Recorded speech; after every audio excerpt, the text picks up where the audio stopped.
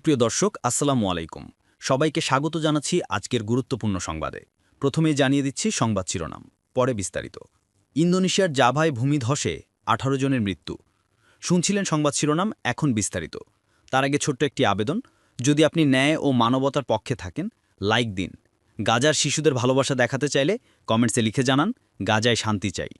আর subscribe করুন আমার চ্যানেলটি, কারণ আমরা বলি সেই কথা যা অনেক মিডিয়া আড়াল করে। এখন চলুন বিস্তারিত দেখা যাক। ইন্দোনেশিয়ার মধ্য জাভায় ভূমিধসে ১৮ জনের মৃত্যু। ইন্দোনেশিয়ার মধ্য জাভা প্রদেশের দক্ষিণ উপকূলীয় চিলাচাপ রিজেন্সির চিবেউইং গ্রামে ১ ডজনের মতো বাড়ি ভূমিধসে চাপা পড়ে।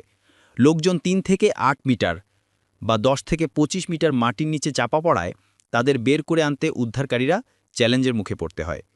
চিলাচাপের এই ভূমিধসে ১৮ জন মারা গেছেন এবং ৭ জন নিখোঁজ রয়েছেন বলে জানিয়েছেন স্থানীয় সার্চ অ্যান্ড রেস্কিউ দপ্তরের প্রধান এম আবদুল্লাহ।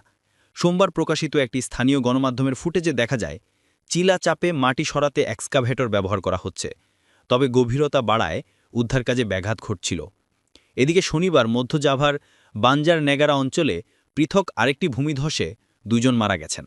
ওই ঘটনায় ২৭ জন নিখোঁজ রয়েছেন বলে জানিয়েছে সোমবার দেশটির দুর্যোগ ব্যবস্থাপনা সংস্থা। এতে প্রায় ৩০টি বাড়ি ও কৃষিভূমি ক্ষতিগ্রস্ত হয়েছে।